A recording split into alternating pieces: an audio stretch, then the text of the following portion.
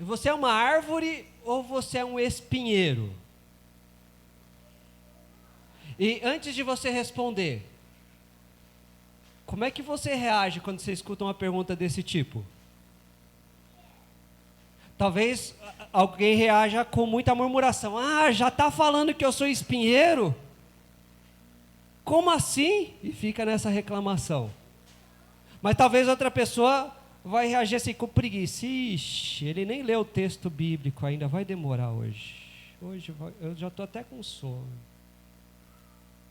Talvez outra pessoa vai reagir com ira. Como assim? Eu vim aqui louvar a Deus, já estão perguntando se eu sou espinheiro? Que ousadia! Isso me deixa muito irritado. Talvez outra pessoa reaja com inveja. Eu sou espinheiro, eu queria ser como aquela pessoa que é uma árvore tão bonita. Quem dera, se eu pudesse ser, eu quero ser, porque se eu pudesse, se eu fosse, se eu for. Talvez uma reação que a gente encontre, lamentavelmente também entre alguns, é o que a gente poderia chamar de algum tipo de, vejam só, lascívia. Algum tipo de, olha, eu sou um espinheiro, mas eu sou dos mais atraentes possíveis. Talvez uma outra reação é de amargura, eu não sou a árvore que eu gostaria de ser, porque já aconteceu muita coisa, já quebraram muito dos meus galhos, eu não consegui superar isso, e eu acho que vai ser sempre assim, e eu não consigo me livrar disso. Você é uma árvore ou você é um espinheiro? Ah, não, vou até embora. Eu prefiro não responder essa pergunta, porque já mexe com muitas das minhas questões internas, eu prefiro fugir. É uma reação possível também. Ou um orgulho. Claro que eu sou uma árvore. Eu sou da igreja presbiteriana em Cidade Dutra. Eu vim para o culto hoje. Árvore, árvore, árvore. Reação de orgulho, horrorosa como as outras. Uma reação. Ah, verdade, ainda bem que você fez essa pergunta. Com certeza aqui tem muita gente que é espinho. Olha ele ali, olha ela lá, olha você aí, você acolá, você é espinho. Vamos acusar que é melhor do que a gente olhar para a gente mesmo. Uma outra reação é a falta de domínio próprio. Espero que não aconteça com ninguém agora, mas como é que é um absurdo tão grande, vamos derrubar isso aqui tudo, vamos acabar com esse negócio, que não é possível que vai se falar desse jeito com as pessoas aqui nesse momento. Você é uma árvore ou você é um espinheiro?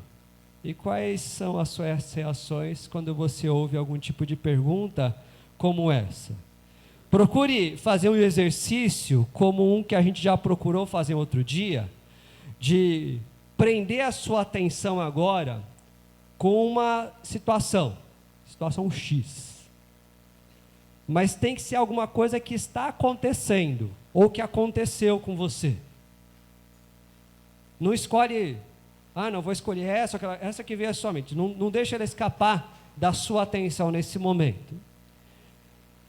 Em momentos como esse, em situações como essa, normalmente, quais são as reações mais comuns para você? Qual que é a tendência maior de reação? Para algumas pessoas é de negar, de evitar ou de fugir. Meu irmão, fiquei sabendo que está acontecendo isso com você, como é que você está enfrentando? Estou fingindo que não tem problema. Estou vivendo como se isso não fosse comigo. É uma fuga. Olha, meu irmão, eu vi que você está com esse problema. Não, eu não, está tudo bem. Ou um caso que é até mais comum. Como você está? Tudo bem. Então, pode ser que em situações como essa que você prendeu aí na sua mente agora, você tem essa tendência de negar, de evitar ou fugir, mas isso não acontece com todo mundo. Pode ser que com você seja diferente. Veja se essa é uma reação que acontece normalmente com você, que é de exagerar, de ampliar, de prolongar. Se for para usar o ditado, fazer uma tempestade em copo d'água. Aconteceu uma coisa pequenininha. Essa situação que você escolheu, ela realmente daria para tirar de letra, como o pessoal diz. Mas você virou, fez transformar na Terceira Guerra Mundial. E se você examinar, talvez, muitas e muitas vezes, a tendência é que você faça assim, de ampliar, a coisa aconteceu, isso me lembra uma vez, conversando com uma pessoa, que ela veio murmurar mesmo de uma situação que já tinha acontecido vários meses atrás, mas ela estava prolongando, parecia que tinha acontecido na hora. Então, no momento que eu tive que perguntar assim, mas quando é que aconteceu isso? Não, foi daquela vez. Falei, já acabou, já passou. Uma outra tendência de reação que é muito comum, que não é nem de negar, nem de exagerar, é de se irritar, de ter hipersensibilidade, os nervos à flor da pele. Pode acontecer qualquer coisa, até bonita e maravilhosa, você ficou irritado. Por causa daquela situação que é que está aí na sua mente, qualquer coisa te irrita. Aquele dia florido que amanhece bonito, com o sol redondinho e amarelo no cantinho, e os passarinhos cantando, sabe? Mas você está irritado. Às vezes, não é só porque as coisas estão acontecendo desse jeito, porque já é uma tendência de você reagir e ficar extremamente irritado, inclusive com pessoas, em lugares, em momentos, situações que não tem nada a ver com aquela outra situação. Às vezes até falo, não, eu estou agindo assim porque lá eu fiquei irritado. Pode ser algo que aconteça com você ou com alguns de nós.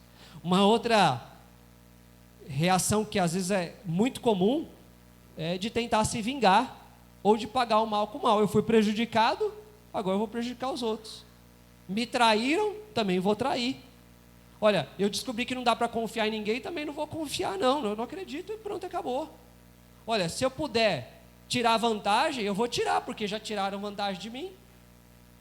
E usando só um exemplo, que a gente poderia gastar horas aqui para tratar, inclusive com oração e quebrantamento, é quando a gente vê que muitas vezes abusadores foram vítimas de abuso. E sendo uma situação assim com você ou não, é bom que você examine se esse tipo de reação é comum em você, de procurar sempre pagar o mal com o mal, ou de se vingar. Há outras reações comuns, isso pode acontecer com você, pelo menos algumas vezes, ou pode ser até o que acontece a maior parte das vezes, que é diante de uma situação, até que você não esperava, o que você não consegue entender, você não consegue aceitar, você simplesmente fica paralisado. Não sei mais o que eu vou fazer, eu não consigo dar mais um passo na minha vida. E até de se aprisionar, de se prender, de se trancar, às vezes literalmente dentro do quarto, ou às vezes mesmo que continue trabalhando, estudando, indo no mercado, ninguém sabe da sua vida. E lamentavelmente, um dos exemplos que eu posso usar aqui também, é de algumas pessoas que, quando cometeram suicídio, deixaram todas as outras pessoas surpresas, porque elas não sabiam de nada que ela estava passando, o tanto que elas se aprisionaram, o tanto que elas se paralisaram diante de determinada situação.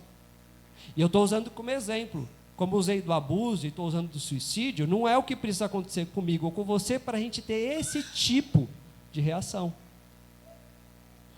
Uma outra reação muito comum é de se desculpar.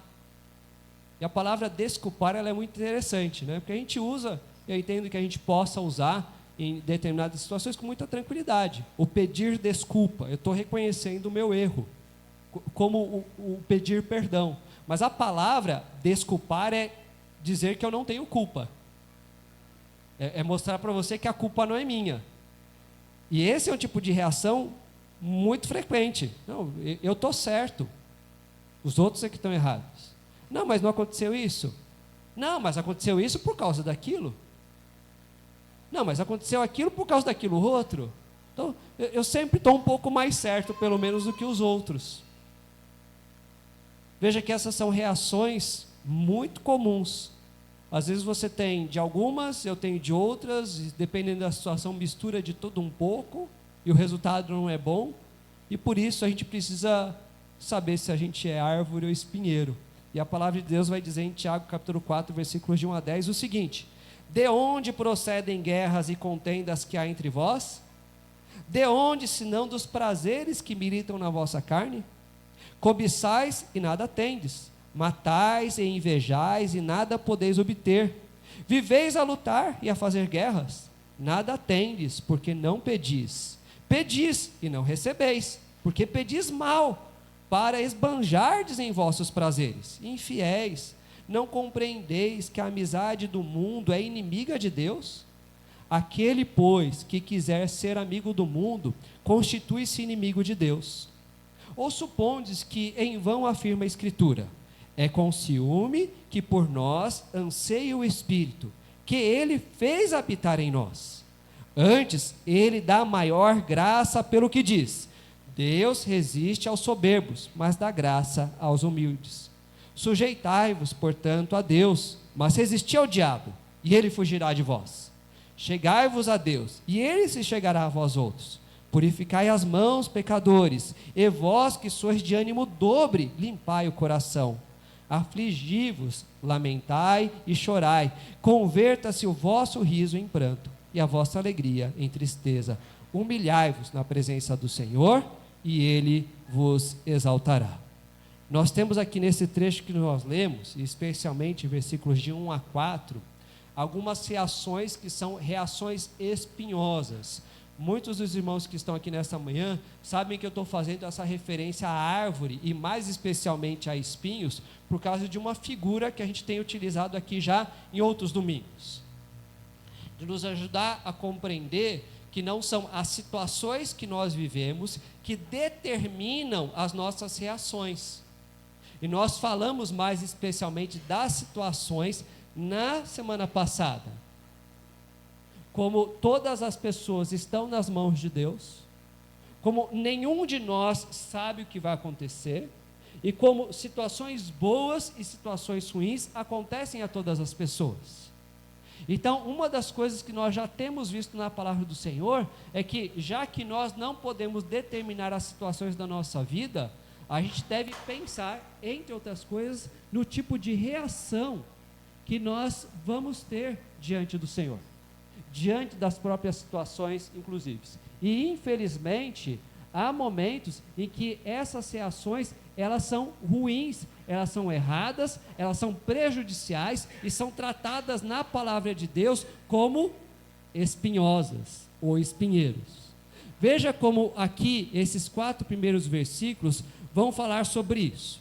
Primeiro, é importante a gente perceber que 3 vezes aqui a palavra de Deus está falando de um tipo de situação.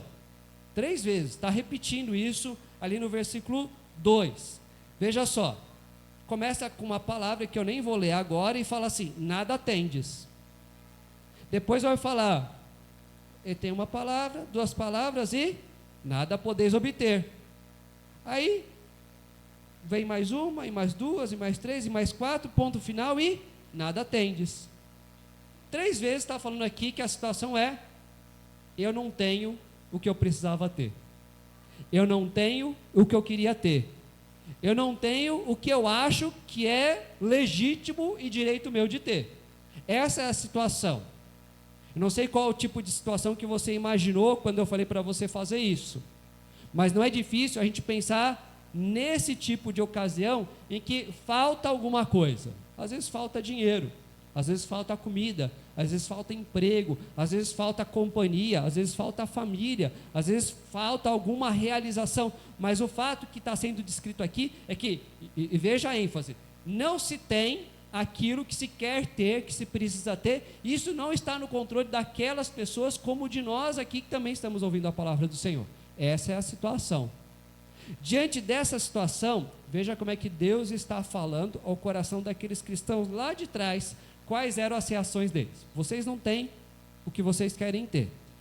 E por causa disso, veja agora o versículo 1 e também o versículo 2, uma das reações que vocês estão tendo é de guerras e de brigas. De onde procedem guerras e contendas? E mesmo depois, ali no meio do versículo 2, vocês vivem a lutar e fazer guerras. 2 vezes a situação de guerra, luta e briga. eu não tenho o que eu quero, qual que é a minha reação? Vamos guerrear, vamos brigar, vamos lutar. E às vezes isso é vendido numa propaganda que parece até muito bonita. Você tem que lutar por aquilo que é seu. Eu sou brasileiro e eu não desisto nunca. Parece bonito, né? Vamos musicar gospelmente a coisa. Eu quero de volta o que é meu.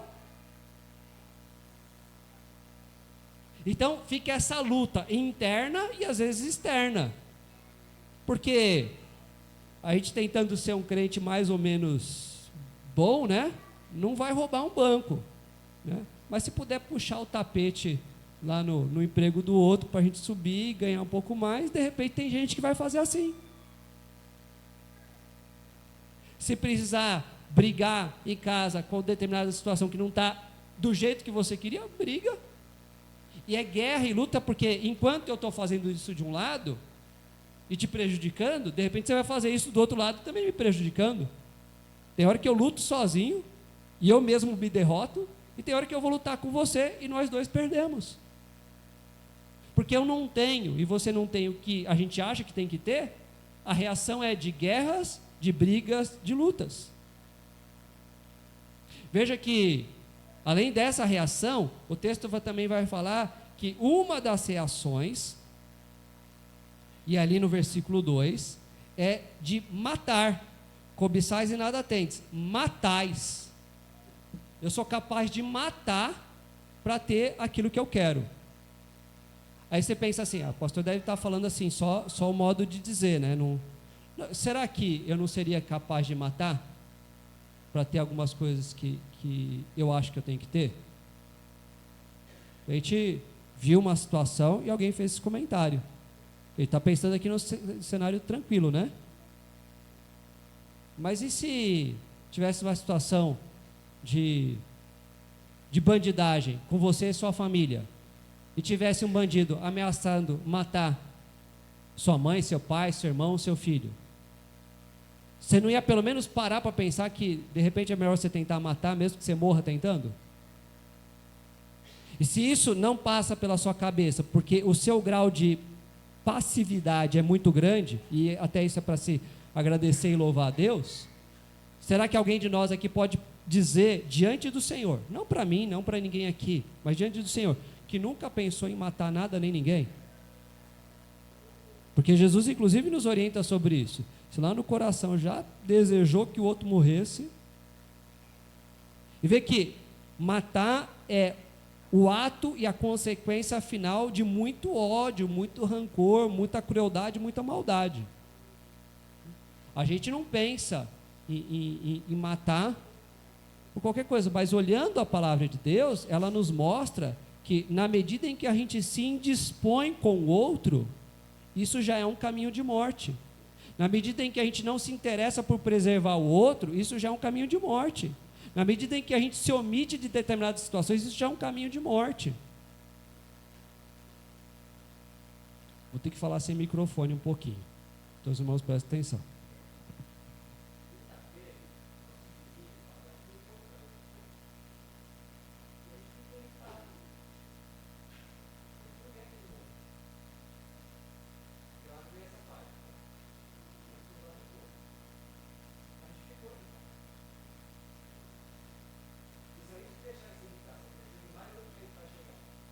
Olha como é que é uma reação comum. Que às vezes com coisa que começa simples, mas a palavra de Deus está falando sobre isso. Uma outra reação que está colocada aqui, ainda no versículo 2, é bem depois do matais, é o invejais. Esse sentir inveja, né? Então você tem e eu não tenho. E eu não tenho 3 vezes aqui pelo texto. Eu não tenho, eu não tenho, eu não tenho. Você tem. Qual que é a minha reação? Inveja. Mas um dia eu vou ter. Mas um dia eu vou conseguir. Mas se a minha vida fosse como a dele, né? Ou melhor ainda, olha, eu não tenho o que ele tem. E eu não invejo, porque eu tenho muito mais. Viu a inveja aí? Disfarçada? Muitas vezes, com mais frequência talvez do que a gente consiga perceber, a nossa reação é de inveja, como a que está descrita aqui. Olha como é que é traiçoeiro, porque uma outra reação que está colocada também no versículo 2 é de não se pedir. Você já teve alguma situação que Deus agiu maravilhosamente bem, inclusive porque depois que as coisas mudaram, você fala assim: eu nem orei por isso. A gente se concentra em determinadas situações, a gente dá vazão para a maneira como a gente está acostumado a reagir, e como já é tudo errado, que horas que a gente vai fazer uma oração? Não ora. Você já ouviu alguém falando para você, uma vez que você foi contar alguma coisa que estava acontecendo com você, a pessoa perguntar assim: meu irmão, minha irmã, você já orou por isso? Não. Aí dá vontade às vezes da gente reagir como? Como assim você não orou? Não, eu estou tentando resolver as coisas primeiro. Não, tem que começar por aí. Olha que reação horrorosa de não falar com Deus, porque a gente acha que a gente tem controle sobre as situações e que as nossas reações são adequadas. E a palavra de Deus está falando isso. Você não pede, reação ruim. O espinheiro não pede nada não. Ele fica se machucando os outros, em vez de se colocar diante de Deus. Mas não é só isso, porque aí já no versículo 3, depois de falar que tem gente que não pede lá no 2, no 3 vai assim: e vocês pedem e não recebem, porque vocês pedem o mal. Já não aconteceu? Provavelmente algumas vezes com vocês também? Não, eu peço sim. O que você pediu? Para Deus abrir um buraco e engolir todo mundo que está prejudicando minha vida. Deus acabar com esses governantes corruptos aí, né? E aproveita e leva o vizinho que faz barulho à noite também. É pedir mal. Ou tem um outro jeito de pedir, tem muito jeito de pedir mal, a gente tem facilidade com isso, inclusive, né? Deus, se o Senhor conceder aquilo que eu peço, olha Deus, eu tenho certeza que vai ser uma bênção na minha vida, e eu vou poder me dedicar mais para Ti. Como é que o Senhor não vai me dar aquilo que eu estou pedindo? Deus, se eu conseguir isso, eu vou ter mais tempo para o Senhor. O exemplo simples, né, de citar, tem tantos outros, mas é se eu ficar rico. Se eu ficar rico, eu não preciso trabalhar, e aí eu vou ter mais tempo para ir na atividade, mas eu vou ter que cuidar do meu dinheiro, né? Não, mas aí já não sobrou tempo. Não, põe na mão do contador. Não, mas aí tem que acompanhar se o contador está fazendo as coisas certas. Não, e agora ele falou que eu tenho que fazer um investimento e tal lá, e aí eu tenho que ir, e tenho que esperar, e tenho que anunciar, e tenho que encontrar o comprador lá no domingo, na hora do culto, aquela coisa, já complicou mais. Mas antes, como é que eu estava falando? Se eu tiver, eu tenho certeza, Deus vai te honrar, te glorificar. Já pensou que bênção? Vai prosperar, vai aumentar a arrecadação da igreja, a igreja vai poder expandir. A gente argumenta com a gente, com Deus, esse tipo de coisa. Não, se eu me casar com uma pessoa assim, uma pessoa assada, dessa forma, se eu morar em tal lugar, olha Deus, se agora esfriar um pouquinho a temperatura, vier uma brisa mais leve, né, depois também quando acabar o culto aqui, o trânsito ficar totalmente desimpedido, os faróis abrirem, né, e eu for para casa, vai ser mais, eu vou poder ler a Bíblia mais cedo, eu vou poder orar mais cedo, eu vou almoçar mais cedo, vou descansar melhor e volto para o culto, né? Aí é aquele relaxa assim bem gostoso depois do almoço, né? E perde a hora, porque eu acho que se as coisas acontecerem do meu jeito e eu faço oração para isso, eu estou certo ainda. Por que eu não recebo? Porque eu estou pedindo mal. Reação comum, e que a Bíblia fala sobre isso. E aí lá no versículo 4 também vai falar de uma outra reação, que é a amizade do mundo. Não compreendeis que a amizade do mundo é inimiga de Deus? Eu acabo sendo mais amigo do mundo do que de Deus. Tem gente que fala isso de boca cheia por aí fora, a gente não quer falar, mas às vezes se a gente for avaliar algumas das nossas atitudes e reações, não é assim? Com o que nós ocupamos mais tempo, aquilo que nós prestamos mais atenção, aquilo que nós conversamos mais, são sobre as coisas do Senhor ou as coisas do mundo? E há várias situações que a gente poderia usar aqui como ilustração para mostrar esse tipo de reação. Até, às vezes, daquela atitude de falar com Deus, se entregar diante do Senhor, pedir que Ele faça as coisas conforme a vontade dEle, e a hora que a gente vira a esquina e acontece uma coisa diferente, a gente já assume a nossa amizade com o mundo e continua fazendo as coisas do nosso próprio jeito. E veja, meus irmãos, que embora sejam reações muito ruins, sejam reações espinhosas, a gente já tem a gratidão de saber que Deus trata sobre isso, porque é isso que a gente está vendo aqui na palavra de Deus. Veja que nesses versículos, depois de enfatizar pelo menos 3 vezes que a situação é essa, vocês não têm o que vocês já acham que têm, esse trecho das Escrituras Sagradas mostram pelo menos 6 reações que são ruins. E aqui não é só a questão de a gente reagir bem. Ok, entendi que isso não é bom, que isso não agrada a Deus e que não me faz bem. Eu só mudo a reação e está tudo resolvido. Agora ficou um conto de fadas e viveram felizes para sempre. The end. E sobem os créditos no final da sessão da tarde. O próprio Deus está mostrando que mais do que prestar atenção nas situações, a gente deve examinar as reações para chegar em algo que é mais profundo. Esses versículos também vão falar sobre o coração. Por que eu reajo dessas maneiras? Eu não reajo dessas maneiras por causa da situação. Não, eu faço assim porque eu fui criado assim.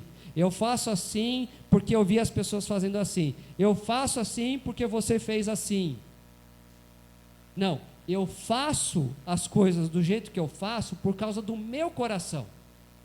Se o meu coração for diferente do que é, aconteça o que acontecer, a minha reação também, consequentemente, vai ser outra.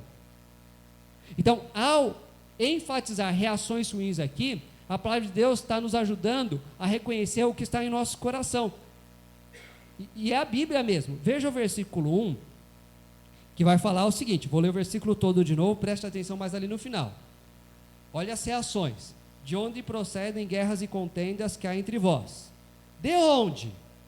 Senão dos prazeres que militam na vossa carne. Vocês não estão guerreando por causa das situações adversas que vocês enfrentam. Vocês estão guerreando por causa dos prazeres que estão lá na vossa carne, lá no seu coração e no meu também. Há prazeres que nós valorizamos tanto que aconteça o que acontecer, a gente vai fazer o que for necessário para preservar esse nosso prazer.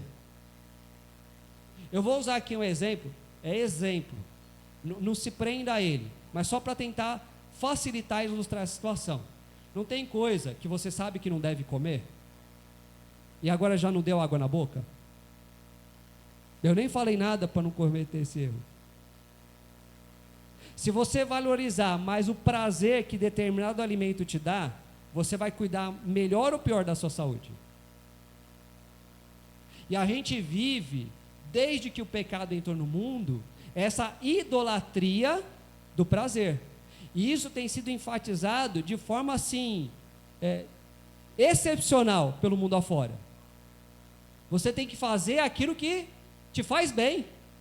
Você tem que valorizar os seus prazeres. Olha, em primeiro lugar, aquilo que você sente de agradável no seu coração.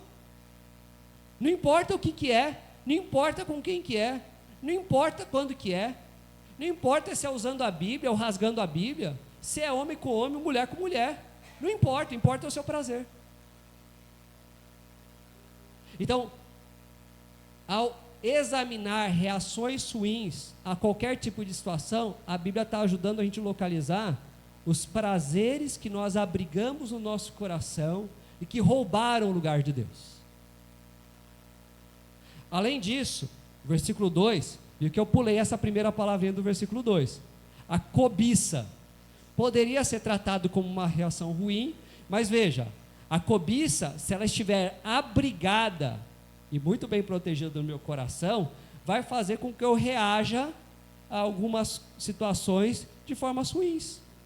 Não, é isso que eu quero, é por isso que eu lutei a minha vida inteira, e agora ninguém vai tirar não, inclusive, eu tenho a marca da promessa. Olha, tem até igreja aí para você procurar que vai validar isso para você, para enfatizar, para você supervalorizar a sua cobiça. Vê que não é só daqueles que blasfemam a Deus e que organizaram o crime. Às vezes até em nome da fé. É isso que eu quero. Isso é antigo, hein, gente? Isso é o pessoal que era a novela da Globo. É o dono do mundo. E a camisa é: eu não sou o dono do mundo. Eu sou o filho do dono. Não tem para ninguém. Eu sou filho do dono. Isso aqui tudo é meu. Onde eu pisar, Satanás vai ter que fugir. Eu quero esse comércio, eu quero essa casa, eu quero essa piscina, eu quero esse carro, é meu. Como é que alguém reage assim, mesmo em nome da fé? Se no coração dela tiver abrigado, alimentado a cobiça, é assim que vai ser. Não é à toa que, e muitos de vocês vão lembrar, no domingo passado nós cantamos aqui a última música pela manhã, o não olhar as circunstâncias, mas olhar o amor de Deus. Se você quiser olhar o seu amor pelas suas cobiças, você vai olhar sim as circunstâncias. E eu e você, todos nós aqui estamos sujeitos a isso. A gente tem que tomar cuidado, prestar atenção às nossas reações ruins, mas veja que Deus está usando isso para a gente examinar o nosso coração, para ver se temos abrigado no lugar dele prazeres e cobiça. Ainda examinando o coração, veja que ali o versículo 4 vai falar que se a gente é amigo do mundo, a gente é infiel e inimigo de Deus. Mesmo sem querer admitir, mesmo sem levantar exércitos contra Deus, muitas vezes nós não agimos como infiéis e inimigos de Deus. Se nós formos avaliar, inclusive, pelas nossas ações e reações, não é assim que faz? Eu acho que é uma coisa extremamente humilhante e vergonhosa se alguém apontar para mim que eu sou inimigo de Deus. E eu vou contar com o seu apoio para convencer essa pessoa que ela está errada. Só que se eu examinar o meu coração, será que eu consigo falar sinceramente diante de Deus que eu não fiz nada em prol dos meus próprios interesses e que por isso eu me tornei inimigo dele? Como assim que eu sou inimigo de Deus? Eu estou orando, estou cantando, estou dirigindo o culto. Tá, se eu sentar no trono que pertence apenas a Deus, é porque eu sou amigo dele? Ou é porque eu roubei o lugar dele? Quando, inclusive, eu quero que Deus sirva aos meus propósitos, eu estou sendo amigo dele? Quando eu me preocupo mais com se Deus é fiel do que se eu sou fiel, eu estou sendo amigo dele? Veja que a palavra de Deus está dizendo aqui que, diante de qualquer tipo de situação, nós temos reações espinhosas na medida em que, no nosso coração, nós damos lugar aos nossos prazeres, à nossa cobiça e a um estilo de vida que é de inimizade e infidelidade contra Deus.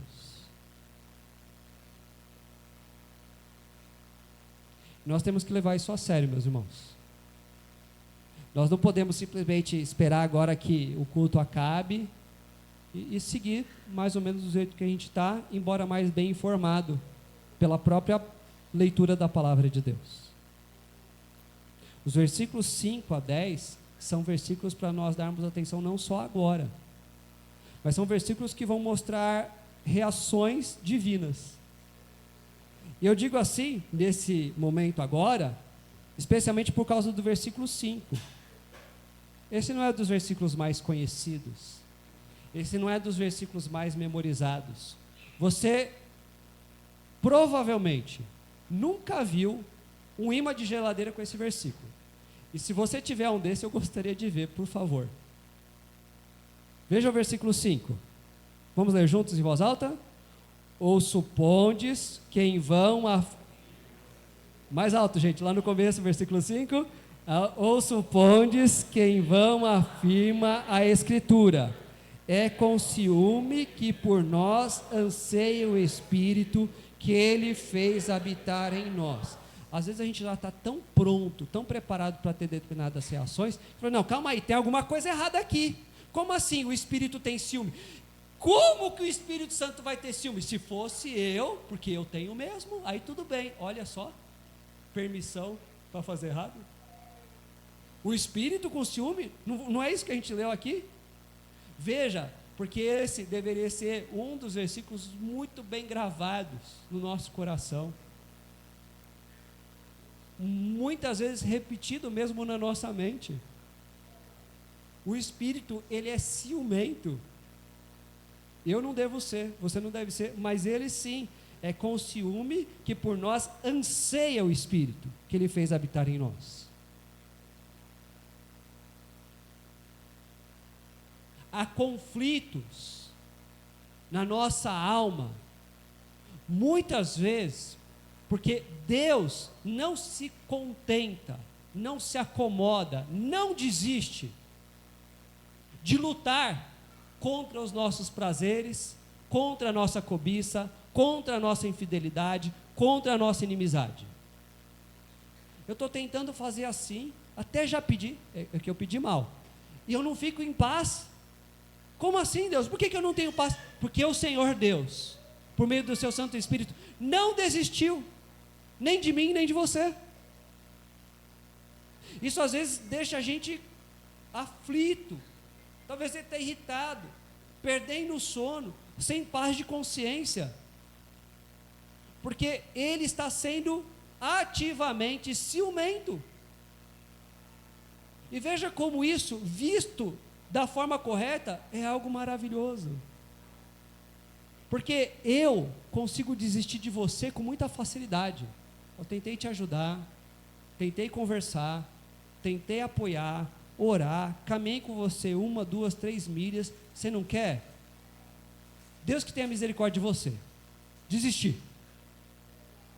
Já ouviu alguma coisa desse tipo? Já falou já pensou assim? A gente desiste, mas o Senhor não, Ele não desiste. Há ciúmes no Espírito Santo, que não permite que Ele desista de nós, mesmo quando nós estamos vivendo num espinheiro. Olha a reação de Deus. A situação era maravilhosa. Eles reagiram muito mal, porque eles abrigaram no coração coisas malditas. Mas eu não vou desistir deles. Com os ciúmes do meu espírito, eu vou tocar na vida deles. Se precisar incomodar, se precisar ferir, se precisar consolar, se precisar, seja do que for, meu espírito agirá na vida daqueles que têm sido salvos pela graciosa salvação que apenas Jesus Cristo pode nos dar.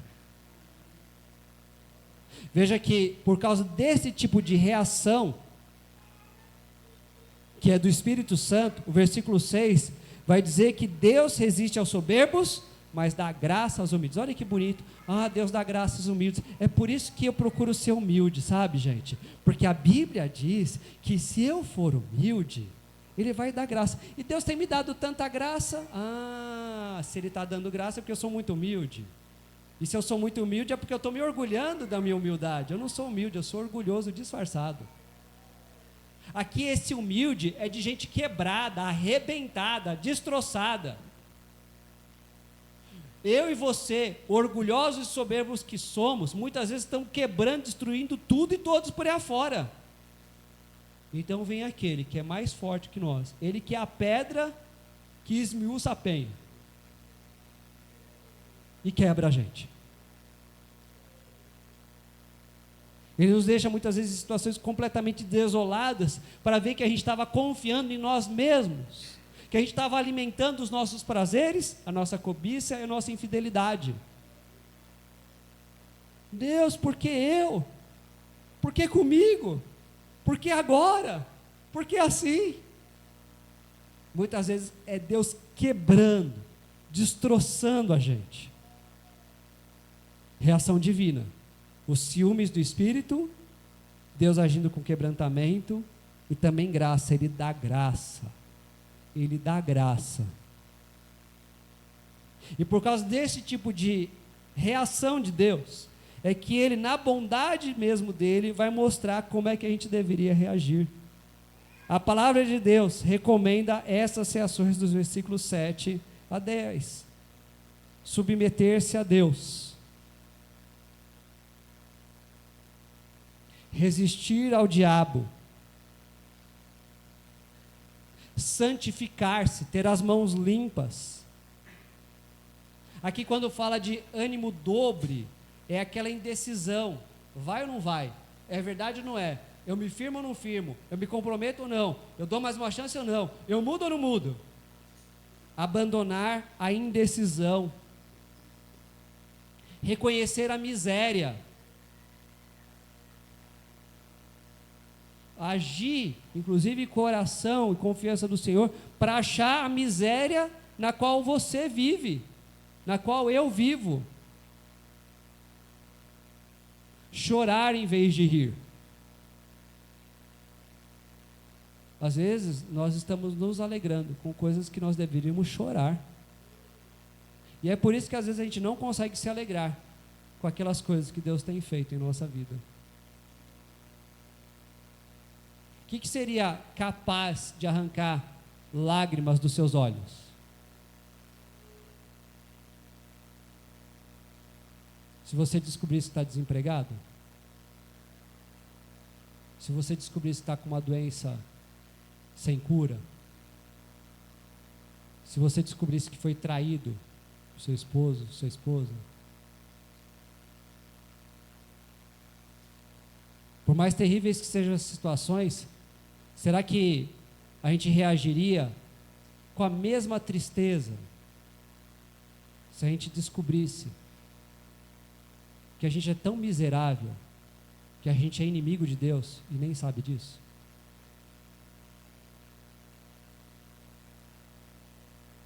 Ah, Deus, eu me alegro com tudo que o Senhor tem me dado, com tudo que está acontecendo do jeitinho que eu queria, mas eu choro quando o Senhor não faz do jeito que eu quero.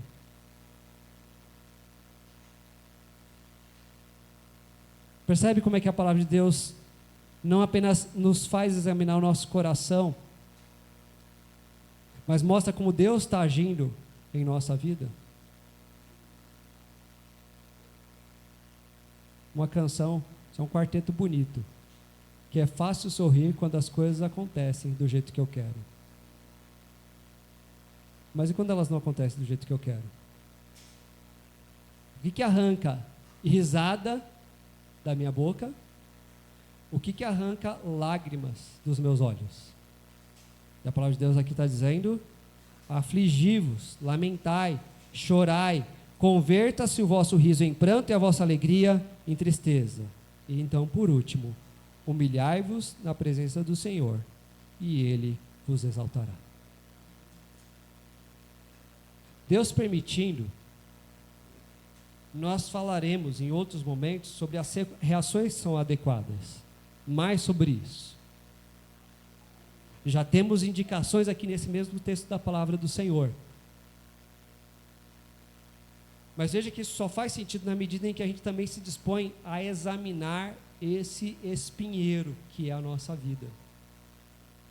E aí, até como se costuma dizer, a gente tem que cortar o mal pela raiz.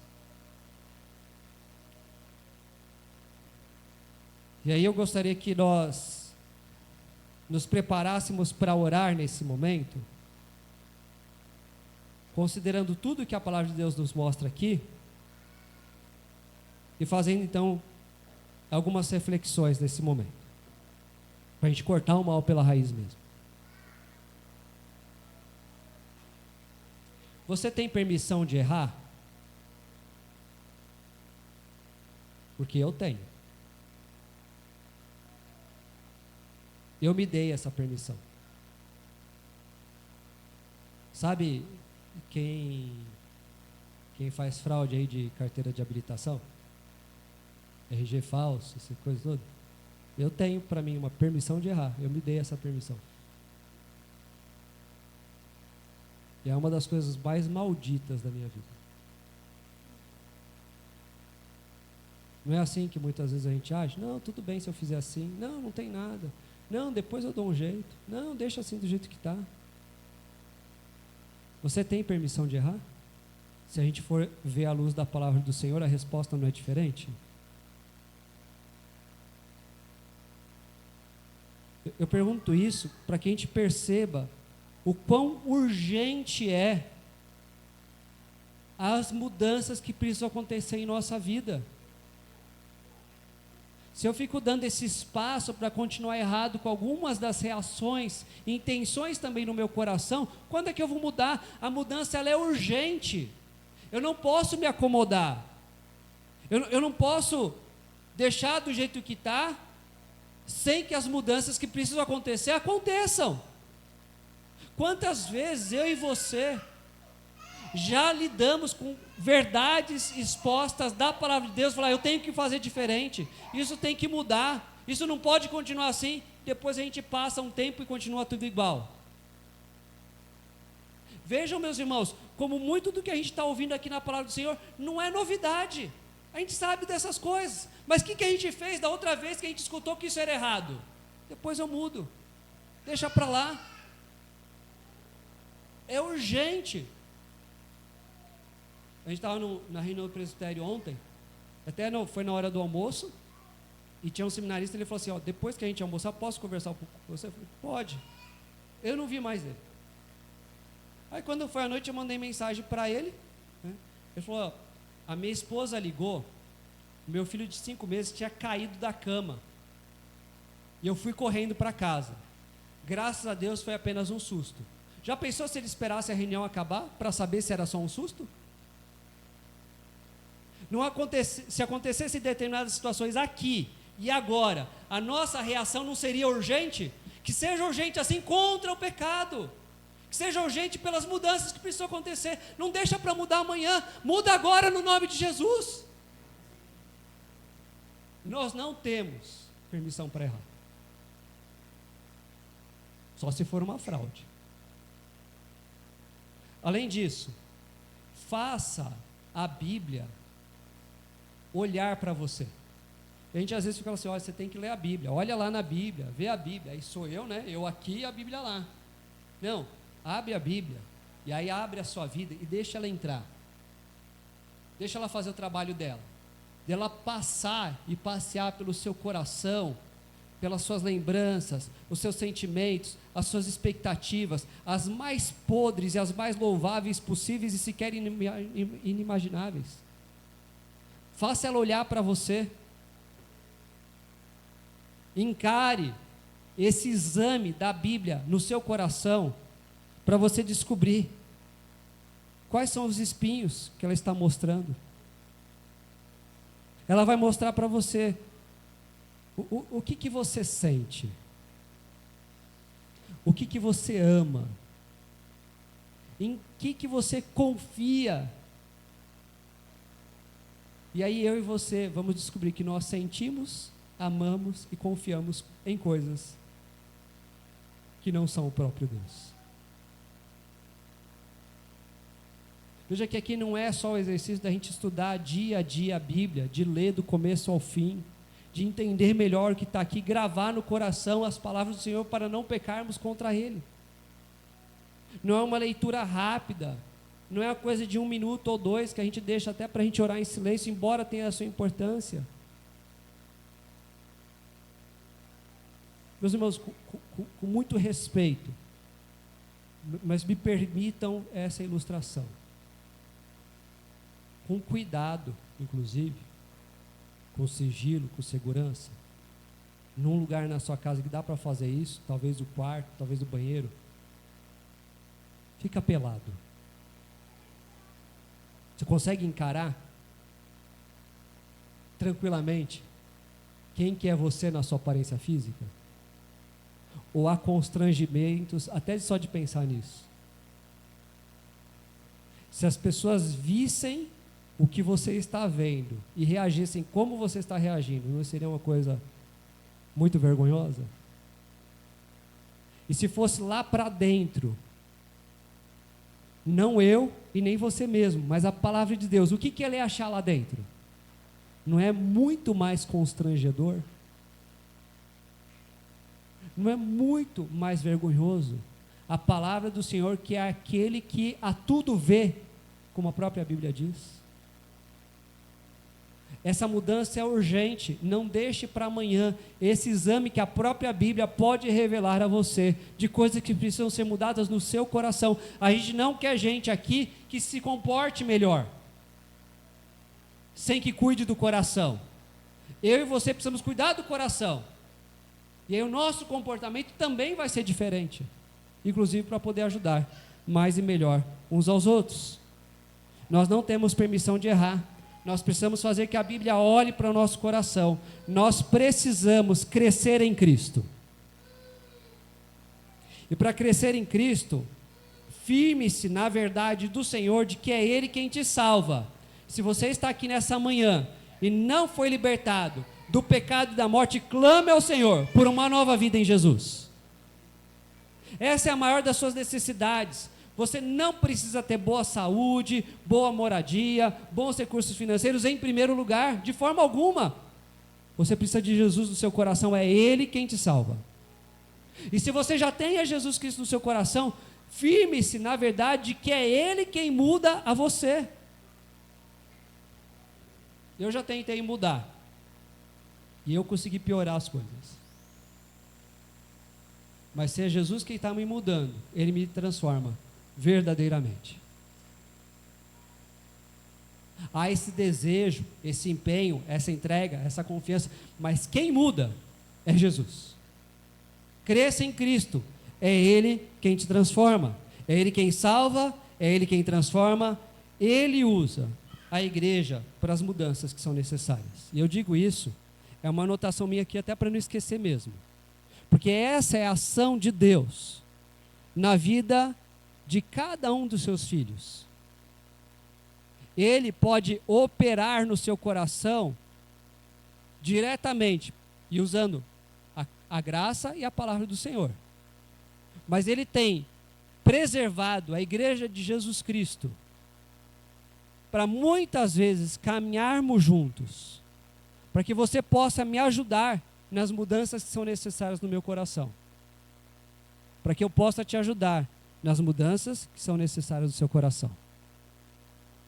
Então, você como igreja tem essa disposição de ajudar outros. E você como cristão ou cristã, saiba que você precisa da nossa ajuda. E nós somos imperfeitos e falhos, mas você precisa da nossa ajuda. Eu digo isso porque se queremos cortar o mal pela raiz, pode ser inclusive que ainda hoje haja situações que você precise conversar com alguém, orar junto com alguém, pedir ajuda e orientação. E como igreja, nós não teremos prestado um culto aceitável diante do Senhor, se depois que a gente disser amém, ou der o último aviso, ou tocar a última nota de instrumento, a gente vai embora sem se importar com as mudanças que a gente pode ajudar as outras pessoas a experimentarem na graça e no poder do Senhor. Cresça em Cristo, é Ele quem te salva, é Ele quem te transforma. E Ele usa a nossa igreja para que as mudanças que são necessárias a cada um de nós aconteçam e assim Ele seja glorificado. E nós vamos orar por isso nesse momento.